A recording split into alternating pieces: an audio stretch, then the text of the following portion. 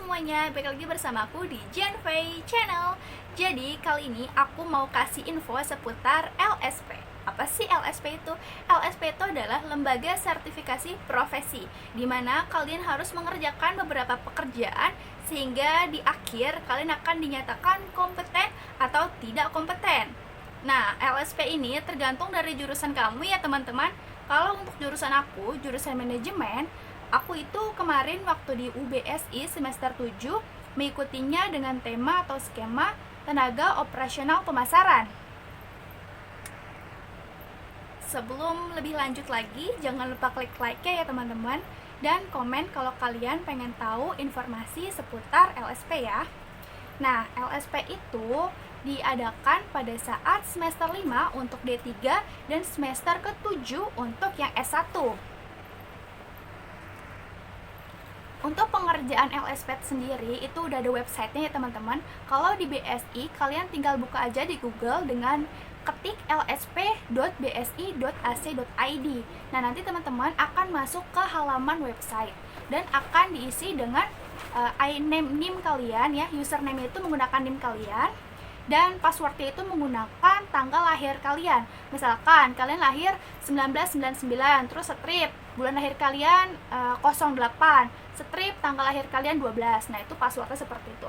Nah, pada saat kalian membuka websitenya, nanti kalian akan disuruh untuk mengisi atau upload dokumen dulu. Nah, upload dokumen ini apa aja sih yang perlu? Nah, yang pertama, kalian harus menyiapkan foto KTP ya, foto KTP kalian. Terus yang kedua, foto diri kalian dengan menggunakan alma mater BSI, kemudian pakai dasi, kemeja putih, dan kalau untuk yang berhijab, kalian menggunakan kerudung warna hitam ya. Tapi kalau misalkan kalian non hijab, kalian kalau bisa harus rapi ya, harus dikuncir, ataupun kalau nggak mau dikuncir agak dikebelakangin gitu rambutnya. Terus backgroundnya atau latar belakang fotonya warnanya merah ya teman-teman. Setelah itu yang ketiga, kalian harus foto ijazah terakhir kalian. Kalau misalkan kalian SMA ya udah berarti fotonya SMA, foto ijazah SMA. Kalau SMK ya udah berarti foto ijazah SMK. Nah, ini 3 hal penting yang harus kalian upload dokumen di sana. Selanjutnya, dokumen-dokumen pendukung yang lainnya apa aja sih? Yang pertama, kalian kalau misalkan sudah bayar untuk kegiatan LSP, waktu itu aku bayarnya seharga Rp300.000 ya. Nah, kalian harus di screenshot foto bukti pembayaran Rp300.000 itu. Nah, biasanya foto buktinya itu ada di aplikasi eKTM, di KTM UBSI ya. Aplikasi kalian buka aja, pasti di situ ada bukti pembayarannya. Nah, terus yang kedua, kalian harus screenshot halaman eKTM depan kalian yang ada di aplikasi eKTM UBSI. Seperti ada tulisan NIM kalian, terus kalian prodinya di mana, namanya siapa, mahasiswa aktif semester berapa, seperti itu. Terus selanjutnya kalian harus melampirkan sertifikat yang menunjukkan bahwa relevan dengan kompetensi tersebut. Nah, kan kalau misalkan aku mengikuti kegiatan LSP tenaga operasional pemasaran, berarti sertifikatnya aku bisa upload tentang public speaking misalkan, terus sertifikat pokoknya yang berhubungan sama LSP tersebut.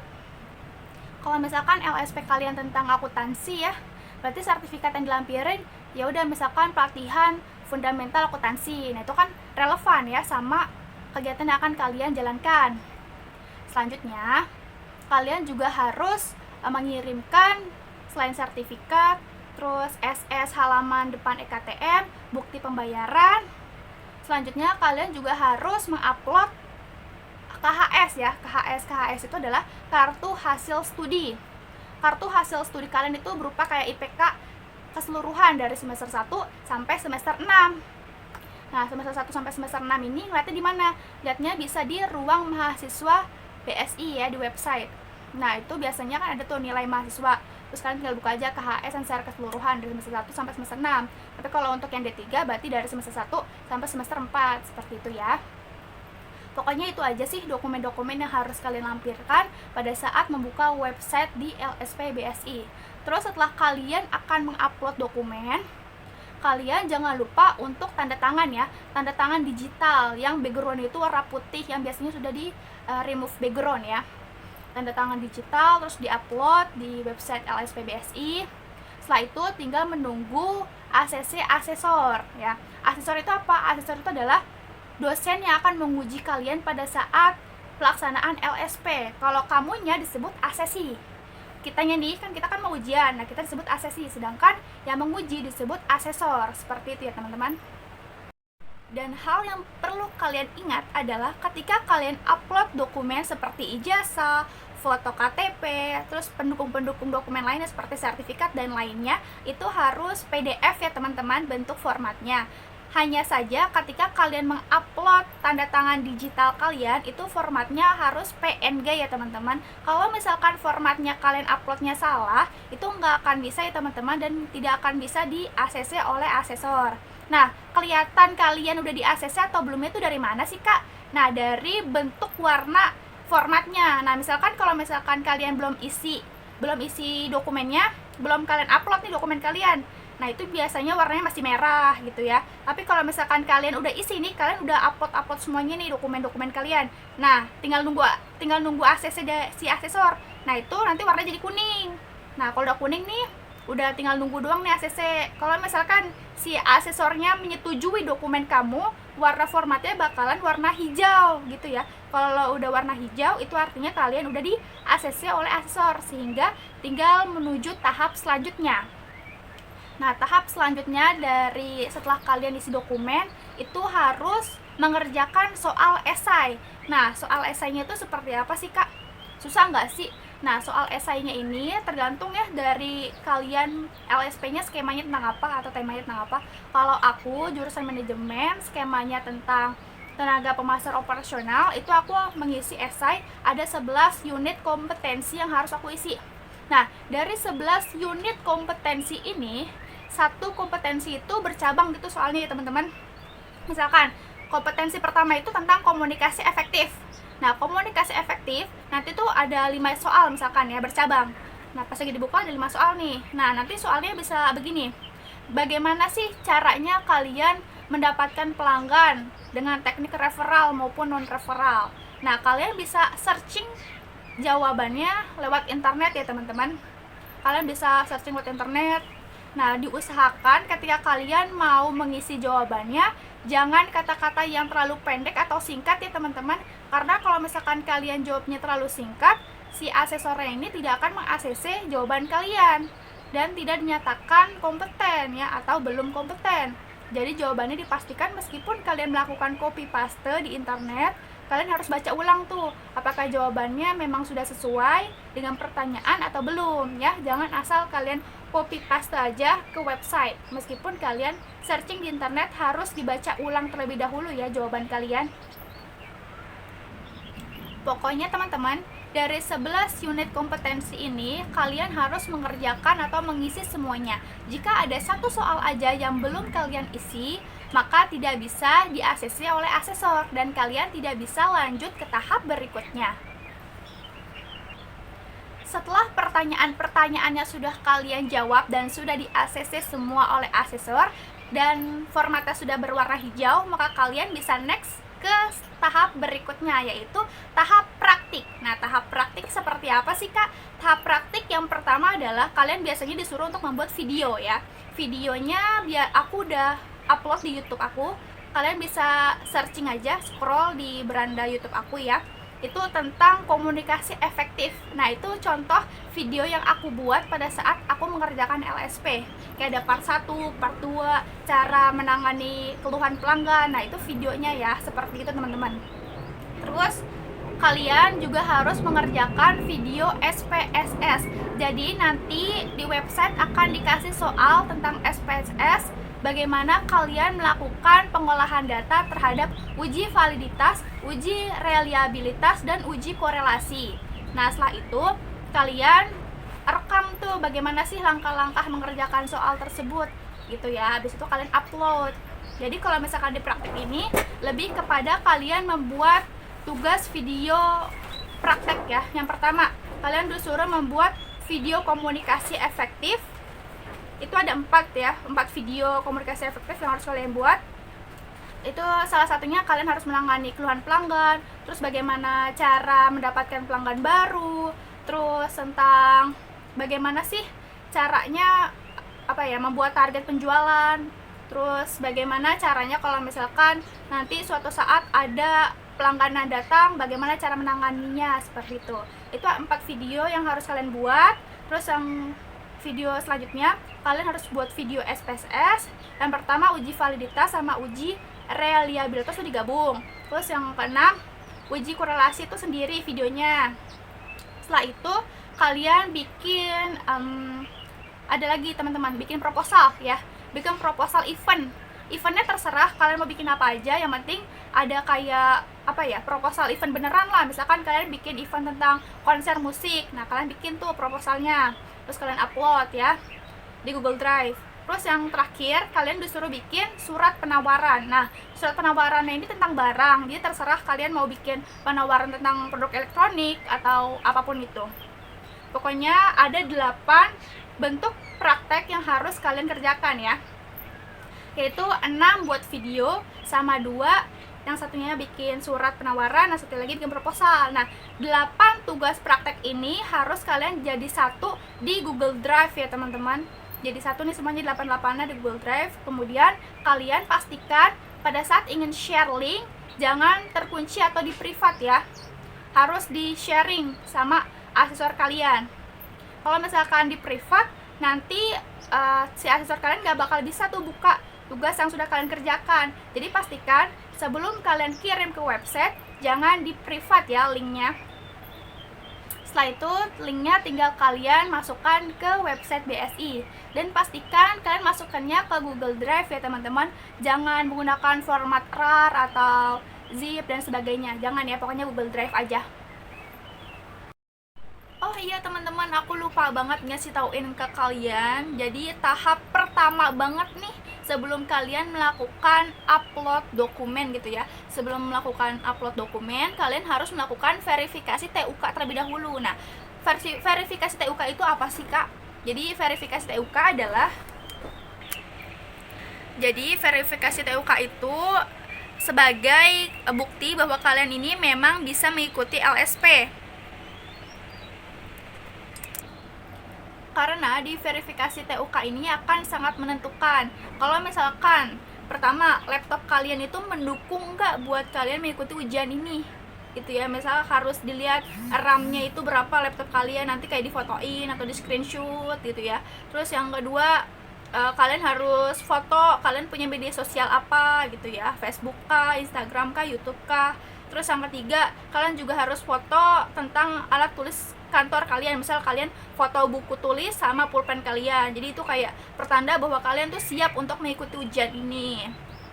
Seperti itu ya teman-teman. Nah setelah verifikasi TUK, kalian tinggal upload, habis itu nanti tinggal menunggu ACC aja dari si dosennya. Kalau udahan nanti warnanya hijau ya teman-teman. Kalau udah verifikasi TUK, kalian bisa langsung upload dokumen seperti yang tadi kayak ijazah, foto KTP dan sebagainya. Dan ini adalah tahap terakhir kalian sebelum melakukan ujian, yaitu kalian harus mengisi kayak berupa kuesioner gitu ya, pendataan. Jadi misalkan di sini ada bentuk-bentuk pertanyaan, apakah asesor menjelaskan penjelasannya dengan sangat baik kepada asesi. Nah pokoknya pertanyaan-pertanyaan seperti itu kalian iyain aja, centang-centangin di yang bagian iyain, checklist-checklistin. Habis itu tinggal upload, tuh udah selesai. Setelah itu siap untuk ujian. Yeay. Nah ketahuan kalian ujiannya tanggal berapa itu di mana sih? Nah kalian tinggal buka website LSP lagi, nanti tuh kayak di berandanya itu bakal ketahuan tuh tanggal pelaksanaan ujian kalian kapan, terus di kampus mana. Kalau aku kan BSI-nya di Dewi Sartika ya teman-teman. Kalau aku sendiri, aku ini BSI-nya di cabang Dewi Sartika kuliahnya ya. Tapi pada saat LSP, aku diarahin untuk mengikuti ujian di kampus BSI yang ada di cabang Fatmawati. Terus tanggalnya bakal tercantum di situ. Kalau kemarin aku tuh tanggal 13 Desember 2022 pelaksanaan ujian aku bersama Pak Slamet Heri Winarno selaku asesor aku. Jadi kalau Pak Slamet nonton ini atau dosen BSI nonton ini, tolong sampaikan terima kasih aku kepada beliau karena aku sudah diluluskan atau sudah dikompetenin gitu ya. Jadi aku lulus pada saat LSP tersebut. Kasih banyak ya Pak, udah mendukung saya dalam proses LSP maupun pada saat ujian berlangsung. Nah, setelah itu kalian udah tahu nih, kalian harus catat, oh ya aku tuh tanggal segini ujiannya di kampus ini ujiannya, terus asesornya bapak ini, jangan sampai salah ya teman-teman. Nah, terus selanjutnya pada saat pelaksanaan ujian, serem gak sih? Susah gak sih kak? Itu kan biasanya yang mahasiswa takutkan, gimana kalau aku gak lulus kak? Apakah semua mahasiswa yang ikut ujian udah pasti lulus atau ada yang gak lulus? Oke, tenang baik-baik, simak baik-baik karena aku bakal jelasin yang satu ini. Jadi kalian kalau gak usah bertanya-tanya lagi di kolom komentar kalau misalkan sesusah apa pertanyaannya atau ada gak sih yang gak lulusin, karena bakal aku jawab semua di sini ya. Hal pertama yang harus kalian lakuin pada saat kalian sudah sampai di lokasi kampus yang akan kalian ujian LSP. Pertama, kalian harus ke resepsionis dulu ya. Nah, ke resepsionis buat apa sih kak? Atau ke admin ya, ke admin BSI. Mau ngapain kak ke admin BSI? Kalian harus tanda tangan dulu ya atau melakukan absensi. Terus kalian tinggal tukerin sama snack box ya. Nanti setelah kalian melakukan absen, kalian bakal dikasih snack box tuh sama admin BSI. Setelah itu kalian tanya, kak ruang tunggu untuk ujian LSP di lantai berapa sih? Kalau aku waktu itu di kampus Fatmawati, aku melakukan ruang tunggu pemanggilan mahasiswa yang akan melakukan ujian tuh di lantai 4. Nah, jadi teman-teman mahasiswa semua, kalau misalkan belum dipanggil untuk melakukan ujian, kalian tunggunya di lantai 4 ya, di ruangan kelas bersama mahasiswa yang lainnya. Nah, kalau misalkan nama kalian ini udah dipanggil, misalkan Jihan sama si Anggi gitu ya, Jihan sama Anggi masuk untuk melakukan ujian. Nah, itu ke lantai 5 di aula. Jadi di aula itu ada lumayan ya, waktu itu aku kalau nggak salah ada 4 asesor. Jadi 3 asesornya lagi ini menguji mahasiswa yang lainnya, kalau aku kan si Pak Slamet ini ya. Jadi sekali masuk itu 1 asesor menguji 2 mahasiswa. Jadi waktu itu Pak Slamet menguji aku sama Anggi. Nah, menguji itu seperti apa sih kak? Yang pertama, kalian harus siapin laptop. Jadi pastikan laptop kalian sudah menyala sebelum kalian masuk ke aula. Jadi tinggal disiap untuk melakukan ujian aja. Setelah itu, pertama adalah kalian bakal ditanya cara pengerjaan SPSS. Jadi pastikan kalian mengerjakan SPSS itu dengan benar dan sendiri ya. Kalaupun minta bantuan sama teman, kalian harus tahu itu dapetnya dari mana sih, atau kesimpulan uji validitas, uji reliabilitas, dan uji korelasi itu yang akan ditanyakan ya. Nah, setelah itu pertanyaan-pertanyaannya itu ada 11 teman-teman, tapi nggak 11-11nya ditanyain kok. Jadi kan karena satu asesor 2 nih mahasiswanya mengujinya, jadi misalkan Anggi dulu nih ditanya, misal Anggi ditanya, pokoknya tuh biasanya berdasar logika teman-teman, jawabnya harus berdasar logika kalian. Jadi logika kalian tuh harus jalan. Kalau misalkan ditanya seolah-olah kalian adalah seorang karyawan di kantor atau di sebuah toko, bagaimana cara kalian untuk menangani jika terdapat keluhan pelanggan. Nah, itu kalian harus bisa jawab tuh. Jangan kalian jawabnya kayak gini, ya saya nggak bisa pak, saya nggak mengerti. Nah, kalau udah ngomong kayak gini teman-teman, bahaya ini, karena pasti kalian langsung tidak dilulusin atau belum kompeten. Nah, pokoknya jawab aja sebisa kalian. Pokoknya seandainya aku jadi karyawan, bagaimana caranya menangani keluhan pelanggan, seperti itu ya. Itu contoh-contoh soalnya ya. Nah, setelah Anggi nanti ditanya nih ke teman kalian, 11 teman kalian. Aku ditanya waktu itu ya. Oke, Jihan, saya tanya kamu. Kalau misalkan saya nih adalah calon pelanggan kamu, saya nggak ngerti bagaimana saya berbahasa Inggris dan Indonesia, tapi saya bisanya bahasa asing gitu ya. Sedangkan kamu nggak bisa juga bahasa saya, apa yang kamu lakukan? Misalkan seperti itu contohnya ya teman-teman. Pokoknya jawab aja sebisa kamu. Jangan grogi pada saat jawab, harus meyakinkan, karena ketika kamu jawabnya ragu-ragu, kurang meyakinkan, kebanyakan wah itu udah dipastikan kalian tidak kompeten teman-teman. Karena ujian LSP ini harus kalian itu benar-benar meyakinkan si asesornya kalau kalian itu profesional gitu sebagai seorang tenaga pemasaran. Jadi kurang lebih aku menjawab 6 soal lah ya, 6 soal pada saat sesi wawancara. Temen aku si Anggi juga 6 soal, tapi satu soal itu bener-bener ditanyainnya harus detail jawabannya, sedetail mungkin. Misalkan kalian jawabnya masih kurang detail, pasti bakal ditanya lagi, kalau misalkan kayak gini gimana gitu. Pokoknya harus detail lah teman-teman, harus meyakinkan ya. Itu adalah kunci kalian lulus atau kompeten. Pokoknya sebenarnya nggak susah pertanyaannya itu mudah teman-teman, asalkan logika kalian itu jalan pada saat menjawab itu, dan nggak kebanyakan terbata-bata pada saat menjawab pertanyaan dari asesor. Oke, sekian mungkin video yang bisa aku sampaikan teman-teman seputar LSP, karena LSP itu sebenarnya mudah sih teman-teman, nggak ada yang sulit kalau misalkan kamu mau belajar. Selama kamu ada niat, pasti ada jalan. Oke, pokoknya aku tuh kasih tips sebelum kalian melakukan ujian, itu kalian harus buka web LSP BSI. Nah, itu biasanya tuh ada soal-soal atau daftar pertanyaan yang akan diujikan oleh asesor. Nah, dari 11 soal itu kalian harus pelajari dari rumah. Kalian bikin tuh jawabannya, kalian catat, terus kalian hafalin. Oh, nanti kalau misalkan asesor tanyanya ini, jawabannya ini gitu ya. Pokoknya segitu aja sih yang mungkin bisa aku sampaikan. Terus kelihatan dari kompeten atau nggak kompetennya dari mana, Kak? Apakah langsung dibilangin sama si asesornya? Iya bener, ada yang langsung dibilang kayak gini, kamu kayaknya nggak saya kompetenin deh, karena kamu tuh nggak meyakinkan jawabannya, kamu nggak mengerti apa yang saya tanyakan kepada kamu, jawaban kamu tuh berbelit-belit seperti itu. Nah, itu pasti kalau asesor udah ngomong kayak gitu, kamu dipastikan tidak lulus ujian. Kalau misalkan asesor ngomong kayak gini, waktu itu pada saat aku ujian ya, aku sama Anggi ditanya gini, coba berikan saya pernyataan kenapa saya harus meluluskan kamu pada saat ujian ini.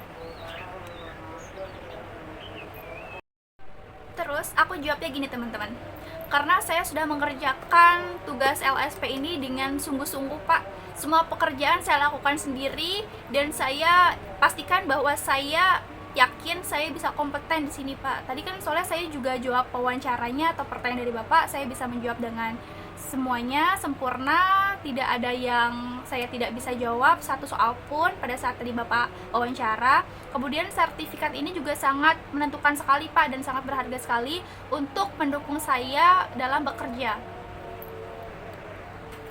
Dan oke guys, pastinya si asesornya langsung kayak, oke, saya lulusin deh kalian berdua. Seneng banget teman-teman.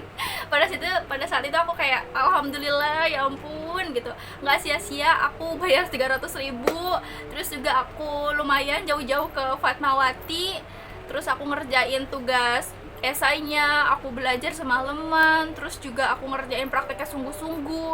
Jadi nggak terbuang sia-sia teman-teman semua proses itu. Karena kalau misalkan udah nggak dikompetenin tuh udah berasa lemes banget guys, asli. Kalau nggak kompeten nih, kalian udah capek-capek bayar 300.000 udah pasti ya uang kalian melayang. Udah 300.000 hilang, terus kalian udah capek-capek ngerjain tugas esai, kalian udah capek-capek bikin video praktek, terus pada saat sesi wawancara doang nih kalian nggak kompeten, itu udah mati guys, itu nggak bakal bisa ngulang lagi. Kalaupun kalian ngulang itu di semester selanjutnya guys, di semester 8 ya biasanya, atau pada saat BSI buka lagi kegiatan untuk LSP kalian baru bisa ngulang lagi. Kalau misalkan BSI belum buka LSP lagi ya kalian belum bisa melakukan ujian ulang gitu teman-teman. Pokoknya bener-bener di sini aku tekanin untuk adik-adik mahasiswaku yang mau LSP dan akan mengikuti ujian LSP, perhatikan baik-baik soal pertanyaan yang akan diujikan oleh asesor yang ada di website LSP. Kalian belajar dengan sungguh-sungguh, terutama tentang SPSS-nya. Jangan sampai ada jawaban yang kalian gak bisa jawab, atau kalian jawab saya tidak tahu Pak. Kalau udah kayak gitu udah guys, kelar. Kalian pasti gak bakal dikompetenin. Pokoknya itu aja saran dari aku. Semoga kita semua lulus pada saat LSP, teman-teman semua, adik-adik mahasiswa aku lulus semua. Dan pokoknya tetap semangat belajar di BSI. Semoga apa yang menjadi harapan kalian selama kuliah di BSI bisa tercapai semua ya teman-teman, dan kita semua bisa lulus BSI tepat pada waktunya, amin. Oke teman-teman semua, kalau kalian pengen tahu seputar BSI, terutama tentang PKL di BSI seperti apa, skripsi di BSI seperti apa, terus biaya kuliah dari semester 1 sampai lulus di BSI berapa sih, pokoknya di subscribe aja ya guys, biar kalian gak ketinggalan info-info penting tentang BSI dan info lainnya, karena nanti aku bakalan upload videonya seputar PKL dan skripsi. Tapi karena aku belum upload PKL, jadi aku belum bisa share videonya. Kalau aku udah upload PKL, pasti aku bakalan share videonya. Oke teman-teman, itu aja yang bisa aku sampaikan. Bye bye, sampai jumpa di video berikutnya. Love you.